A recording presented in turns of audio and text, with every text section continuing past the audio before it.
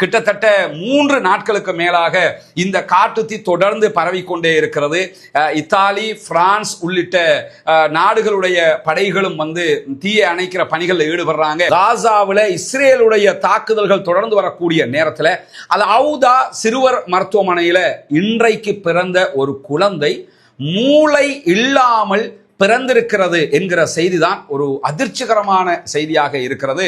அதற்கான காரணமாக மருத்துவமனை வட்டாரங்கள் சொல்லக்கூடிய மேலதிக அதிர்ச்சி செய்தி என்னன்னு சொன்னா, இஸ்ரேல்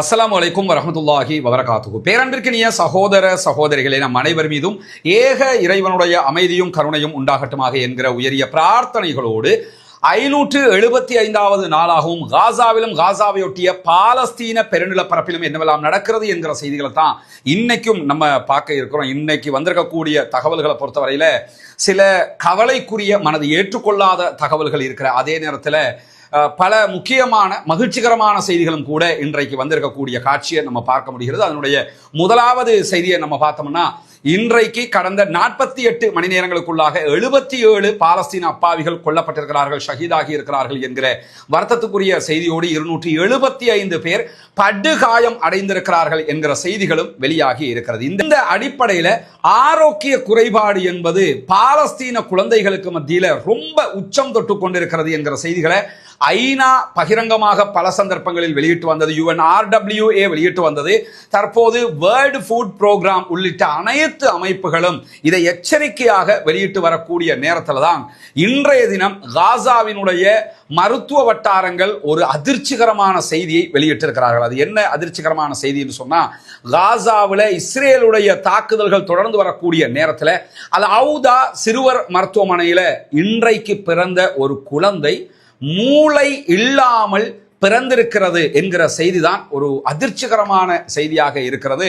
அதற்கான காரணமாக மருத்துவமனை வட்டாரங்கள் சொல்லக்கூடிய மேலதிக அதிர்ச்சி செய்தி என்னன்னு சொன்னா, இஸ்ரேல் காசாவில் நடத்தி வரக்கூடிய தாக்குதல்கள்ல குண்டு தாக்குதல்களால் ஏற்படக்கூடிய கதிர்வீச்சு காரணமாக, ஆபத்தான ஆயுதங்களின் கதிர்வீச்சு காரணமாக கருவறையில் இருக்கக்கூடிய குழந்தைகளுக்கு பலத்த சேதம் ஏற்படுகிறது. அந்த வகையில தான் இந்த குழந்தை மூளையே இல்லாமல் பிறந்திருக்கிறது என்கிற செய்தியை சொல்லியிருக்கிறாங்க.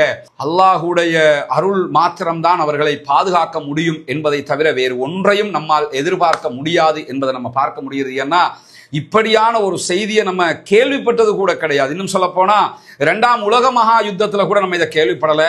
ஜப்பானுடைய ஹிரோஷிமா நாகசாகி மீது போடப்பட்ட அணுகுண்டுகள்ல கூட இப்படியான செய்திகளை நம்ம கேள்விப்படலை. அந்த அளவுக்கு குழந்தைகள் பிறக்கும் போது தலை இருக்கிறது, மூளை இல்லாமல் பிறக்கிறது என்பதை அதை கற்பனை கூட பண்ண முடியாது. சகோதரர்களே, பாலஸ்தீன மக்களுக்காக ஒவ்வொரு தொழுகையிலும் இறைவனத்தில் கையேந்துகிற அதே நேரம் இந்த அநியாயத்தை செய்யக்கூடியவர்களுக்கு எதிராக கண்டிப்பாக பிரார்த்தனையில் ஈடுபடுங்கள், குனூத்து நாசிலாவை ஓதுங்கள் என்கிற கோரிக்கையை தொடர்ந்து நம்ம முன்வைக்க வேண்டி இருக்கிறது. இந்த நிலையில உலக உணவு திட்டம் வேர்ல்டு ஃபுட் புரோகிராம் அமைப்பு வெளியிட்டிருக்கக்கூடிய அறிக்கையில் என்ன சொல்றாங்கன்னா, காசாவில் எங்களுடைய உணவுகள் மொத்தமாக தீர்ந்து விட்டது, ஆனால் அவர்களுக்கு உதவி செய்வதற்கு நாங்கள் தயாராக இருக்கிறோம், எங்களுக்கு அனுமதி மாத்திரம்தான் கிடைக்க வேண்டும். ஏன்னா ரஃபா பார்டர்ல எங்களுடைய கண்டெய்னர்கள் ஆயிரக்கணக்கில் நிறுத்தி வைத்திருக்கிறோம், எங்களுக்கு அனுமதியை தந்துட்டீங்கன்னு சொன்னா காசாவுக்குள்ள உள்ள புகுந்து நாங்க உயிர்களை காப்பாற்றுகிற அந்த பணியில் ஈடுபடுவோம் என்கிறது வேர்ல்டு ஃபுட் புரோகிராம் என்கிற செய்திகளுக்கு மத்தியில இன்றைக்கு பாலஸ்தீன அதிகார சபை அதனுடைய தலைவர் மஹமூது அப்பாஸ், பாலஸ்தீனத்தினுடைய ஜனாதிபதி என்று சொல்லிக்கிட்டு ஒண்ணுக்கு முதவாத ஒரு பதவியை வச்சுக்கிட்டு 92 வயதிலும் பதவி ஆசையில் இருக்கக்கூடிய இந்த மனிதன் இன்றைக்கு ஒரு அறிக்கையை வெளியிட்டிருக்கிறார். அந்த அறிக்கையை பார்க்கும்போது என்ன தோணுதுன்னா, இந்த இலங்கையில தேர்தல் பிரச்சாரங்கள்ல எல்லாம் எதிர்த்தரப்புக்கு பதில் சொல்லும் போது சிங்களத்தில் ஒரு அடைமொழி பயன்படுத்துவார்கள். எப்படி அடைமொழியை பயன்படுத்துவாங்கன்னா, பைத்தியக்காரன் நாயை குளிப்பாட்டி வீட்டில் வைத்ததை போல என்று சிங்களத்துல ஒரு அடைமொழியை பயன்படுத்துவார்கள். ஏன்னா இவங்க எல்லாம் மனுஷ ஜென்மமே கிடையாதுங்கிறதுக்காக அடிமட்டத்துக்கு இறங்கி சொல்லக்கூடிய ஒரு வார்த்தை. இந்த வார்த்தை தான் மஹமூது அப்பாஸை பார்க்கும்போது எனக்கும் தோன்றுகிறது. ஏன்னா இது ஒரு கடினமான வார்த்தை கூட. இதை இப்படி பயன்படுத்தி விட்டார் என்று யாராவது நினைத்தீர்கள் என்று சொன்னால் தயவு செய்து பொறுத்துக் கொள்ளுங்கள். ஏன்னா வருகிற செய்திகளை பார்க்கும்போது தாங்க முடியாம இருக்குது. இவெல்லாம் மனுஷனா? ஏன்னா நம்ம பாலஸ்தீன மக்களுக்காக பிரார்த்திக்கிற அதே நேரம் இஸ்ரேலிய ஆக்கிரமிப்பாளர்களுக்கு எதிராக நீங்கள் குனூத்துன் நாசிலா ஓதுவதை போன்று அவர்களுக்கு எதிராக பிரார்த்தனை செய்வதை போன்று இந்த மஹ்மூத் அப்பாஸுக்கும் அவனுடைய ஆட்களுக்கும் எதிராகவும் நீங்கள் கண்டிப்பாக இறைவனிடத்தில் கையேந்த கடமைப்பட்டிருக்கிறீர்கள். நானும் கடமைப்பட்டிருக்கிறேன். ஏன்னா இன்னைக்கு அவங்க வெளியிட்டிருக்கக்கூடிய ஒரு அறிக்கையை பார்த்தீங்கன்னு சொன்னா, காசாவில் பாலஸ்தீன விடுதலை போராளிகள் காசா மக்களுக்கு கிடைக்கக்கூடிய உணவுகளை திருடுகிறார்கள் என்கிற ஒரு குற்றச்சாட்டை முன் வச்சிருக்கிறது மட்டும் இல்லாம, உங்களை நாங்கள் தூக்கு மேடையில் ஏற்றுகிற காலம் வரும் என்று அவர் ஒரு அறிவித்தலை விடுத்திருக்கிறார். வயசு போன காலகட்டத்தில் வீட்டில் உட்கார்ந்து பத்திரிகையை படிச்சுட்டு இருக்க வேண்டிய காலகட்டத்தில் இஸ்ரேல்காரன் எதை எழுதி கொடுக்குறானோ அதையே அறிக்கையாக வெளியிடக்கூடிய ஒரு ஜென்மம் இது. அந்த ஜென்மம் என்ன சொல்லுதுன்னா, பாலஸ்தீன மக்களுக்காக தங்களுடைய உயிரையே தியாகம் செய்து போராடக்கூடியவர்களை அசிங்கப்படுத்தும் விதமாக அவர்கள் உணவுகளை திருடுகிறார்கள் என்கிற குற்றச்சாட்டை முன்வைத்திருக்கிறார்கள். இதுல ஹைலைட்டடான விஷயம் என்னன்னு சொன்னா, இன்றைக்கு பாலஸ்தீன விடுதலை அமைப்பு அங்கே போராடி கொண்டிருந்தாலும் பாலஸ்தீன உள்நாட்டு பாதுகாப்பு பிரிவு இருக்கிறாங்களா இல்லையா? போராட்டம் தனியா நடக்குது, உள்நாட்டினுடைய பாதுகாப்பையும் அவங்க ஓரளவுக்கு கண்ட்ரோல் பண்ணி கொண்டிருக்கிறாங்க. அதுல நிறைய சகோதரர்கள் கொல்லப்பட்டிருக்கிறாங்க உள்நாட்டு பாதுகாப்பு பிரிவு, போலீஸ் பிரிவுல. அந்த உள்நாட்டு பாதுகாப்பு பிரிவு காசாவில் இன்றைக்கு வெளியிட்டிருக்கக்கூடிய அறிக்கையில் என்ன சொல்றாங்கன்னு சொன்னா, தேசிய படைகளும் அதே போன்று அங்கிருக்கக்கூடிய பொதுமக்களுடைய பங்களிப்போட பாதுகாப்பு குழுக்கள் கொள்ளையடிப்பவர்களை தடுப்பதில் வெற்றி பெற்றிருக்கிறது அப்படிங்கிறாங்க. ஆனா இஸ்ரேலுடைய குவாட்காப்டர்கள் அதே போன்று ட்ரோன்கள் ஏவப்பட்டு ட்ரோன் மூலமாக கண்காணிக்கப்பட்டு எங்கேயாவது உணவு இருந்தா இஸ்ரேல் என்ன பண்றான்னு சொன்னா, அவர்களுடைய ஆட்களை வைத்து அந்த உணவுகளை திருடுகிற வேலையில ஈடுபடுறாங்க. அப்படி திருடுவதற்கு துணை போனவர்கள் கிட்டத்தட்ட 2 நாட்களுக்குள்ளாக 6 குற்றவாளிகளை நாங்கள் தண்டித்திருக்கிறோம், 13 பேரை கால்களில் சுட்டு பிடித்திருக்கிறோம் என்கிறது பாலஸ்தீனத்தினுடைய உள்நாட்டு பாதுகாப்பு பிரிவு. பாலஸ்தீனத்தை கண்ட்ரோல் பண்ணக்கூடியவங்க தேசிய படைப்பிரிவு என்ன சொல்றாங்கன்னா, 13 பேரை சுட்டு பிடிச்சிருக்கிறோம், 4 குற்றவாளிகளுக்கு 6 குற்றவாளிகளுக்கு தண்டனை கொடுத்திருக்கிறோம் அப்படிங்கிறாங்க. இவர்கள் இஸ்ரேலுடைய துணையோடு திருடக்கூடியவர். அங்க திருடுறது யாருன்னு சொன்னா இஸ்ரேல் தான் திருடிக்கிட்டு இருக்கிறாங்கிற நிலையில திருடக்கூடிய இஸ்ரேலை கண்டிக்க துப்பில்லாத இந்த ஜென்மம் என்ன பண்ணதுன்னு சொன்னா, பாலஸ்தீன விடுதலை அமைப்பினர் திருடுகிறார்கள் என்கிற குற்றச்சாட்டை முன்வைத்திருக்கார். தயவு செய்து இறைவனிடத்தில் கையேந்தும் போது இந்த மஹ்மூத் அப்பாஸுக்கும் அவனுடைய ஆட்களுக்கும் சேர்த்தே பிரார்த்தனையில் ஈடுபடுங்கள். அதே நேரத்தில் இன்றைக்கு இஸ்ரேலி ஹயோம் வெளியிட்டிருக்கக்கூடிய அறிக்கையில் என்ன சொல்றாங்கன்னா, அமெரிக்காவும் இஸ்ரேலும் காசாவினுடைய யுத்தத்தை முடிவுக்கு கொண்டு வர விரும்பவில்லை என்கிற ஒரு டிக்ளரேஷன் அறிக்கையை வெளியிட்டிருக்கிறாங்க. குறிப்பாக ஈஜிப்டினுடைய அதிகாரிகள் என்ன சொல்றாங்கன்னு சொன்னா, பாலஸ்தீன விடுதலை அமைப்பு என்ன நிபந்தனையை வச்சாலும் அதை தட்டி கழிக்கிறதுல தான் இஸ்ரேலும் அமெரிக்காவும் ஈடுபடுகிறார்கள். உண்மையான நெருக்கடி என்னன்னு சொன்னா, இந்த யுத்தத்தை முடிவுக்கு கொண்டு வர்றதுக்கு அவங்க விரும்பல.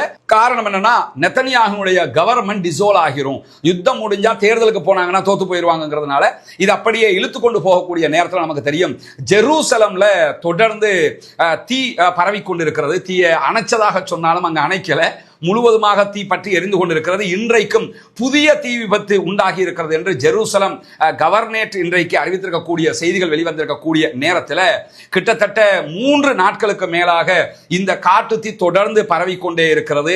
இத்தாலி, பிரான்ஸ் உள்ளிட்ட நாடுகளுடைய படைகளும் வந்து தீயை அணைக்கிற பணிகளில் ஈடுபடுறாங்க. ஆனாலும் அணைக்க முடியவில்லை என்கிற செய்திகளை பார்க்கிறோம். அப்ப எந்த அளவுக்கு பரவுங்கிறத நீங்க புரிஞ்சுக்கணும். ஆனா இந்த நேரத்திலையும் சொல்லுவாங்கல்ல, பிடிக்காத மனைவியினுடைய கைப்பட்டாலும் குத்தம் கால்பட்டாலும் குத்தம்ங்கிற மாதிரி இதை யாரு செஞ்சா என்கிற ஒரு அறிவித்தல் இன்றைக்கு நெத்தன்யாகுவினுடைய மகன் யாயர் நெத்தன்யாகுவும் அவருடைய அமைச்சரவையை சேர்ந்தவர்களும் வெளியிட்டு இருந்தார்கள். இன்றைக்கு மூக்குடை பட்டு சின்னாபின்னப்பட்டு அசிங்கப்பட்டிருக்கிறார்கள் அவர்களுடைய ஊடகங்களிலேயே. இன்றைக்கு அவர்களுடைய இஸ்ரேலி ஹயோமாக இருக்கலாம், ஜெருசலம் போஸ்டாக இருக்கலாம், அல்லது இஸ்ரேலி டைம்ஸாக இருக்கலாம், எடியோ தஹ்ரனோத்தாக இருக்கலாம், ஆரிஃபாக இருக்கலாம், அத்தனை ஊடகங்களும் கிழித்து கிழித்து நாறு நாராக தொங்க விட்டு கொண்டிருக்கிறது இஸ்ரேலிய பிரதமரையும் அவருடைய மகனையும் அவருடைய அமைச்சரவையும். பொய் சொல்றதுக்கு அளவில்லையாடா, கேவலம் கட்டுவீங்களே அப்படிங்கிறாங்க. என்ன காரணம்னு சொன்னா, இந்த ஜெருசலத்துல தீ விபத்து காட்டு தீ பரவுவதற்கு காரணமாக இருந்தவர்கள் பாலஸ்தீனர்கள் தான், அவங்க தான் தீ வச்சாங்க அப்படின்னு சொல்லி அவங்க அறிவிச்சிருந்தாங்க. அல்லாஹ்வுடைய அருளை பாருங்க. அவங்க என்ன செய்யறாங்கிறத அல் ஜசீராவோ அல்லது பிரஸ் டிவியோ அல்லது குதுஸ் நெட்வொர்க்கோ சொல்ல வேண்டிய அவசியம் இல்லாம அவர்களுடைய ஊடகங்களை உண்மையை கண்டறிந்து இன்றைக்கு வெளியிட்டிருக்கிறார்கள். என்ன அடிப்படையில் அந்த காட்டு தீ பரவி இருக்குன்னா, மலையேறக்கூடியவங்க இருக்கிறாங்கல்ல, இந்த மலையேறக்கூடியவங்க மலையில வச்சு சமைக்கிறதுக்கு வேற வேற காரியங்களில் ஈடுபடுறதுக்காக பயன்படுத்திய தீயினாலதான் இந்த காட்டு தீ ஏற்பட்டிருக்கிறது என்று இஸ்ரேலுடைய ஷின்பத் புலனாய்வு பிரிவே கண்டறிந்திருக்கிறது. நெத்தன்யாகும் அவனுடைய மகனும் அவருடைய அரசாங்கமும் சொல்லக்கூடியது மொத்தமும் பச்சை பொய் என்று சொல்லி இன்றைக்கு இஸ்ரேலிய ஊடகங்களே அல்லாஹ்வுடைய அருளால பகிரங்கமாகவே அறிவித்திருக்கிறார்கள். நபிகள் நாயகம் ஸல்லல்லாஹு அலைஹி வஸல்லம் அவர்கள் கூறிய ஒரு ஹதீஸ் நினைவுக்கு வருது. இன்னல்லாஹ யுஐது ஹாத தீன பிர்ரஜுலில் ஃபாஜிர். ஒரு கேடுகட்ட அயோக்கியனை கொண்டு கூட இந்த மார்க்கத்திற்கு அல்லாஹ் தஆலா வலு சேர்ப்பான் என்கிறாங்க ரசூலுல்லாஹ்.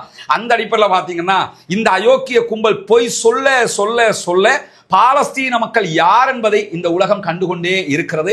அந்த அடிப்படையில் தான் இந்த செய்தியும் வெளிவந்திருக்கு. இஸ்ரேலிய ஊடகங்களை இன்னைக்கு பாலஸ்டைனை சேர்ந்த யாருமே அங்க தீ வைக்கல, தீ வச்சது நம்மாக்கள் தான், அதை உளவு பிரிவு கண்டுபிடிச்சிச்சு, நீங்க அதை மறைச்சிக்கிட்டு அவன் தலையிலே எல்லாத்தையும் கொண்டு போட பாக்குறீங்க, இது தேவையற்ற வேலை, உங்களுக்கு உங்க அரசாங்கத்தை காப்பாற்றுறதுக்கு துப்பில்லைன்னு சொல்லி இன்றைக்கு காரி உமிழுகிற செய்திகள் நடந்திருக்கக்கூடிய நேரத்துல தான் இஸ்ரேலுடைய வட்டாரங்கள் இன்றைக்கு ஒரு செய்தியை வெளியிட்டு இருக்கிறாங்க.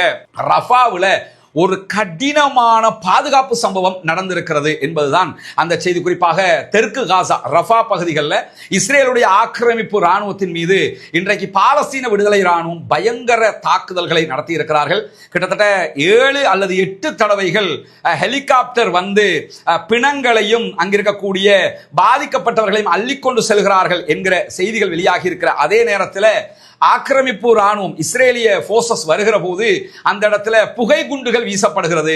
அது எதுக்குன்னா எத்தனை ஹெலிகாப்டர் போகிறதுங்கிறத கண்டக்கூடாதான், எத்தனை பேர் கொல்லப்பட்டிருக்கிறாங்கிறத கண்டக்கூடாதான். அவங்க என்ன பண்ணுவாங்கன்னா செத்தவங்களை எடுக்கிற நேரத்தில் ஒரு புகை குண்டு ஒன்று வீசுவாங்க. அதை வந்து அந்த கண்ணீர் புகை அந்த ஆர்ப்பாட்டங்களை கலைக்கிறதுக்கு வீசுவாங்கல்ல, அது கிடையாது. அதுல கண்ணீர் வரும், அது தாங்க முடியாம போயிடும். இந்த குண்டை பொறுத்தவரை கண்ணீர் வராது, புகை மட்டுமே வரும். அந்த புகைக்குள்ள போய் என்ன செய்வாங்கன்னா, அது எப்படிமா நாங்க விழுந்துட்டோம் ஆனா மீசையில மண்ணோட்டல பாத்துக்க அப்படின்னு சொல்லி கேவலம் கட்டவங்க இப்படி ஒரு வேலையை செஞ்சுக்கிட்டு இருக்கிறாங்க. 7 அல்லது 8 தடவைகள்ல அவருடைய ஹெலிகாப்டர் வந்து பிணங்களை அள்ளி இருக்குதுன்னு சொன்னா அது எவ்வளவு பெரிய சம்பவமாக இருக்கும். இறங்கி செஞ்சிருக்கிறாங்கிறது தெரியுதா இல்லையா? அவ்வளவு ஒரு தாக்குதல் இன்றைக்கு நடத்தப்பட்டிருக்கக்கூடிய நேரத்தில் தான் இன்றைக்கு இஸ்ரேலுடைய பிரபல எழுத்தாளர் யோவ் லிமோர் இஸ்ரேலி ஹயோம் பத்திரிகையில ஒரு கட்டுரையை எழுதியிருக்கிறார். மிக அற்புதமான ஒரு கட்டுரை. அதுல அவர் ஒரு 2 விஷயத்தை கோட் பண்றாரு. அது இன்றைக்கு இஸ்ரேலி ஹயோம் ஹைலைட்டட் நியூஸாக சொல்லி இருக்கிறாங்க. நம்மளும் இந்த இடத்துல அதை பகிர்வது முக்கியமானதாக இருக்கிறது. என்னன்னா, பாலஸ்தீன விடுதலை அமைப்பினுடைய மறைந்த ஜெனரல், மரணித்த ஷஹீதான ஜெனரல் யஹியா சின்வார் அவர்களை பற்றியது. அவர் என்ன சொல்றாருன்னா, சின்வார் இஸ்ரேல் மேல அதனுடைய வரலாற்றிலேயே மிகப்பெரியதொரு பேரழிவை ஏற்படுத்தி இருக்கிறார். சின்வாரை இஸ்ரேல் மறக்கவே முடியாது அப்படின்னு சொல்லிட்டு சின்வார்ட்ட இருந்து இஸ்ரேல் 2 பாடங்களை கற்றுக்கொள்கிறது அப்படிங்கிறாரு. அந்த 2 பாடங்களும் உண்மையிலேயே அவர்கிட்ட இருந்து இஸ்ரேல் மட்டுமல்ல பல பேரும் பெற்றுக்கொள்ள வேண்டிய ஒரு பாடமாகத்தான் அது இருக்குது. ஆனால் இஸ்ரேல் பெற்றுக்கொண்டிருக்கிறது என்று சொல்லி எழுத்தாளர் யோ லிமோர் சொல்லக்கூடிய செய்தி இஸ்ரேலி ஹயோம் சொல்லியிருக்கிறாங்க. அதுல என்ன ஒரு முதலாவது காரணம் அவர்கிட்ட இருந்து பெற்றுக்கொண்ட படிப்பினை என்னன்னு சொல்றாருன்னு சொன்னா, எதிரியை அவர்களுடைய வார்த்தைகளை அடிப்படையாக கொண்டு மதிப்பிடாதீர்கள். யஹியா சின்வார் பேசுறத வச்சு நீங்க முடிவெடுத்தீங்க, அந்த ஆளுடைய பேச்சிலேயே கவர்ச்சி இருக்கிறது, உங்களை திசை திருப்பிட்டாரு. முதல்ல அவங்களுடைய எதிரியினுடைய பேச்சை வச்சு எதிரியை மதிப்பிடாம அவர்களுடைய திறமை அடிப்படையில் நீங்கள் எதிரியை மதிப்பிட வேண்டும். அது மட்டும் இல்லாம எந்த நேரத்திலையும் எதிரியை குறைத்து மதிப்பிடாதீர்கள். நமக்கு ஒருத்தர் எதிரியா இருக்கிறாருன்னா அவர் இப்படித்தான் இருப்பார், குறைச்சு மதிப்பிட கூடாதான். அது யார்கிட்ட இருந்து படிச்சுக்கிட்டோம்னா நம்ம யஹியா சின்வார் சாதாரணமா நினைச்சிட்டோம். யுத்தம் ஆரம்பிச்சதுல இருந்து சொல்லிக்கிட்டு இருக்கிறோம். அவர் பாலஸ்தீனத்தினுடைய சிங்கம் என்று வர்ணிக்கப்படக்கூடியவர், காசாவினுடைய லயன் அவர். அந்த இந்த இந்த அட்டாக் இந்த நாள் வரைக்கும் 575வது நாள் வரைக்கும் போகுதுன்னா அதனுடைய திட்டமிடல் எல்லாம் எப்படிப்பட்டதாக இருக்கும்ங்கிறத புரிய முடியாது. அதான் அவர் சொல்றாரு, அவருடைய பேச்சை வச்சு முடிவெடுத்தீங்க, அவர் அறிவை வச்சு நீங்க முடிவெடுக்கல, அது மட்டுமல்லாம அவரை குறைச்சி மதிப்பிட்டீங்க. இது நாம் பெற்றுக்கொண்ட முதலாவது படிப்பினை. யாரையும் இனிமே குறைச்சி மதிப்பிட்டுறாதீங்க அப்படிங்கிறாரு. 2வதாக யோ லிமோர் எழுத்தாளர் அவர்கள் சொல்லக்கூடிய 2வது படிப்பினை என்னன்னு சொன்னா, காசாவுல செருப்பு அணிந்த பாலஸ்தீன போராளிகள் பயிற்சி பெற்றவர்கள் இருக்கிறார்கள். இவர்கள் செருப்பு போட்டிருக்கிறாங்கிறதுக்காக நீங்க குறைச்சி மதிப்பிட்டீங்க. அவர்கள் மிகவும் ஆபத்தானவர்கள். செருப்பு என்னன்னா, இஸ்ரேலி சோல்ஜர்ஸ்னா எப்படி இருப்பாங்க, அப்படி அந்த ட்ரெஸ்ஸை போட்டு ராணுவ இதோட வாக்கி டாக்கி எல்லாம் வச்சு முகத்தெல்லாம் இந்த இந்த இந்த பகுதியை தவிர முழு ஒட்டமும் அவங்க சீல் பண்ணின மாதிரி இருப்பாங்க. அப்படி ஷூ என்ன அப்படித்தானே இருப்பாங்க. ஒரு உலகத்திலேயே மிக முக்கியமான ராணுவம்னு சொல்றாங்க. அப்படி ஆக்களை பார்த்துட்டு ரொம்ப சூப்பர்னு நினைச்சுக்கிட்டு இருக்கிறீங்க. பாலஸ்தீன ராணுவத்தை பொறுத்தவரையில செருப்பு தான் போட்டுக்கிட்டு இருக்கிறான், வெறும் ஸ்லீப்பர் போட்டுக்கிறான். அதை பார்த்துட்டு ஸ்லீப்பர் போட்டவங்க தானே நீங்க சாதாரணமா நினைச்சிட்டீங்களா? ஸ்லீப்பர் போட்டவங்க என்று சொல்லி அவங்க சாதாரணமா நினைக்காங்க. மிக மிக ஆபத்தானவர்கள், மிக முக்கியமாக அறிவார்ந்த போராளிகள் அவர்கள் என்பதை நீங்கள் இனம் கண்டு கொள்ளுங்கள். அதை அவர்கள் நிரூபித்து விட்டார்கள் என்று சொல்லி இருக்கிறார்கள். என்னன்னா, சாதாரணமா இருப்பான், இதெல்லாம் ஆளான்னு நினைப்பீங்க. அவங்கள ட்ரெஸ்ஸை பார்த்தா தான் செருப்பு போட்டுக்கிட்டு இருக்கிறான், வேற மாதிரி ட்ரெஸ் கொடுத்துக்கிட்டு இருக்கிறான், ஆனா அறிவார்ந்த இராணுவத்தை சேர்ந்தவர்கள் என்கிற அந்த படிப்பினையும் நமக்கு கிடைத்திருக்கிறது என்கிற நிலையில இன்றைக்கு பாலஸ்தீன விடுதலை அமைப்பு ஒரு வீடியோ வெளியிட்டிருக்கிறாங்க. அதுல ஒரு கைதி, பணைய கைதி, இஸ்ரேலுடைய பணைய கைதி பேசக்கூடிய வீடியோ. மிக உருக்கமாக அவர் பேசுகிறார். இந்த பதிவு என்னுடைய கடைசி வீடியோவாக இருக்கலாம் அப்படின்னு சொல்றாரு. நாங்க ஒரு பங்கருக்குள்ள இருக்கிற இடத்துல இஸ்ரேல் குண்டு போட்டது, அதுல நானும் என்னோடு இருந்த சக கைதியுமாக பாதிக்கப்பட்டிருக்கிறோம். என்னோட இருந்தவருக்கு என்ன நடந்ததுன்னு தெரியல, அவர் எங்க இருக்கிறாருங்கிறதும் எனக்கு தெரியல. 2 தடவைகள் எங்கள் மேல இஸ்ரேல் குண்டு போட்டது. என்னுடைய நிலை ரொம்ப கடினமாக இருக்கிறது. எந்த மருந்துகளும் இந்த இடத்துல எனக்கு கிடைக்கல. குண்டு வீசப்பட்ட நேரத்தில் என்னோட இருந்த அந்த கைதி, அவருக்கு என்ன நடந்ததுங்கிறதும் எனக்கு தெரியல என்று சொல்லிட்டு என்ன சொல்றாருன்னா, நெத்தன்யாகுவோ அல்லது அவருடைய மகனோ அல்லது வேற யாரோ ஒரு அமைச்சருடைய ஒரு முக்கியஸ்தருடைய மகனோ இப்படி பணைய கைதிகளாக இருந்திருந்தால் இவ்வளவுக்கும் யுத்தம் நின்றுக்கும். நாங்க ஒரு சாதாரண மக்களுங்கிறதுனால தானே நாங்க செத்தாலும் பரவாயில்லைன்னு சொல்லி நீங்க இப்படி யுத்தத்தையே பண்ணிக்கிட்டு இருக்கிறீங்க, உங்களோட ஆட்சியை பாதுகாத்துக்கொள்ள பாக்குறீங்க.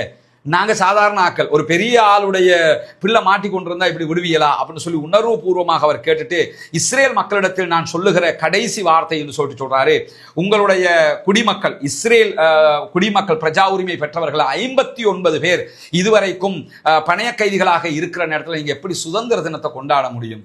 கொண்டாடுகிற நேரமாயுது அப்படின்னு சொல்லி கேட்டுட்டு, இது என்னுடைய கடைசி வீடியோவாக இருக்கலாம் என்று சொல்லி அவர் முடித்திருக்கிறார் என்கிற அந்த வீடியோவையும் இன்றைக்கு பாலஸ்தீன விடுதலை அமைப்பினர் வெளியிட்டிருக்கக்கூடிய நேரத்தில் ஹூத்திகளுடைய படைப்பிரிவு இன்றைக்கு முக்கியமான சில செய்திகளை வெளியிட்டிருக்கிறாங்கன்னா, தொடர்ந்து யமன்ல இருக்கக்கூடிய அன்சாருல்லா ஹூத்திகள் மேல அமெரிக்கா தாக்குதல்களை நடத்தி வருகிற நேரத்தில் இன்றைக்கு இஸ்ரேலி ஹயோம் வெளியிட்டிருக்கக்கூடிய செய்தியில் என்ன சொல்றாங்கன்னா, இதுவரைக்கும் ஹூத்திகள் மேல எத்தனை தாக்குதல்களை அமெரிக்கா நடத்தினாலும் அவர்களை தோற்கடிக்க முடியவில்லை என்பதை கசப்பாக நாம் ஒப்புக்கொள்ள வேண்டி இருக்கிறது அப்படின்னு இருக்கிறாங்க. அவங்க நம்மளால ஜெயிக்க முடியாம இருக்குது, தொடர்ந்து நம்ம மேல அட்டாக் பண்ணிக்கிட்டே இருக்கிறாங்க. ரப்பர் மாதிரி அப்படி பந்த சவரில் அடிக்கடிக்க ரிட்டர்ன் வரும்ல, அந்த மாதிரி ஒரு குரூப் அவங்க. அதெல்லாம் லேசில் முடிக்க முடியாதுங்கிறதுனால நம்ம தோத்துக்கிட்டே இருக்கிறோம். இன்றைக்கும் இஸ்ரேலுடைய ஜாஃபா பகுதிகளில் இஸ்ரேலுடைய ராணுவ தளத்தின் மீது ஹைப்பர்சோனிக் பேலிஸ்டிக் ஏவுகணை தாக்குதல் துல்லியமாக நடத்தப்பட்டிருக்கிறது. அந்த தாக்குதல் வெற்றிகரமாக அமைந்திருக்கிறது என்பதை சொல்லியிருப்பது மட்டுமல்லாமல், இஸ்ரேலியுடைய விமானப்படை தளத்தின் மீது ஹைப்பர்சோனிக் ஏவுகணை தாக்குதல்களை இன்றைக்கு 2வது முறையாக நடத்தியிருக்கிறார்கள். இந்த ஏவுகணை தாக்குதல்களில் சைரன் ஒலி எழுப்பப்பட்டுக் கொண்டிருக்கிறது. இஸ்ரேலுடைய செய்தித்தாள் எடியோத் அஹ்ரோனோத்தின் பிரகாரம் ஆரம்ப எச்சரிக்கையில் கிட்டத்தட்ட 1.5 மில்லியன் இஸ்ரேலியர்கள் அதிர்ச்சி அடைந்து பங்கர்களுக்குள்ள ஓடி போய் ஒளிச்சாங்க என்கிற செய்திகளை இஸ்ரேலுடைய எடியோத் அஹ்ரோனோத் செய்தித்தாளே 15 லட்சம் பேர் அண்டர் கிரவுண்ட்ல போய் ஒளிக்கிற அளவுக்கு இந்த தாக்குதல் இருக்கிறது. அவருடைய ராணுவ தளங்களை இலக்கு வச்சு தாக்கி கொண்டிருக்கிறாங்க. அது மட்டுமல்லாமல் இன்றைக்கும் இஸ்ரேலுடைய ரமத் டேவிட் விமானப்படை தளத்தை மீண்டும் ஹைப்பர்சோனிக் பாலிஸ்டிக் ஏவுகணைகள் மூலமாக யமன்ல இருக்கக்கூடிய ராணுவ பிரிவு தாக்குதல் நடத்தி இருக்கிறது என்கிற செய்திகள் வெளியாகி இருக்கிறது. அவர்கள் மீது எத்தனை தாக்குதல்களை அமெரிக்காவினுடைய படைகள் நடத்தினாலும் அவர்கள் தொடர்ந்து இஸ்ரேல் மீது தாக்குதல்களை நடத்தி வருகிறார்கள் என்கிற செய்திகளும் இன்றைக்கு வெளியாகி இருக்கக்கூடிய நேரத்தில் தான் பாலஸ்தீன மக்கள் மீது இப்படியான தொடர் தாக்குதல்கள் நடத்தப்படுகிறது. பாலஸ்தீனம் வெற்றி பெற வேண்டும், பாலஸ்தீனம் சுதந்திரம் அடைய வேண்டும், பாலஸ்தீன மக்கள் நம்மை போன்று நிம்மதியானவர்களாக மாற வேண்டும் என்கிற உயரிய பிரார்த்தனைகளோடு பாலஸ்தீன மக்களுக்காக ஜனநாயக ரீதியாகவும் குரல் எழுப்ப மறந்து விடாதீர்கள். வாஹ் தஅவானா அல்ஹம்துலில்லாஹி ரப்பில் ஆலமீன்.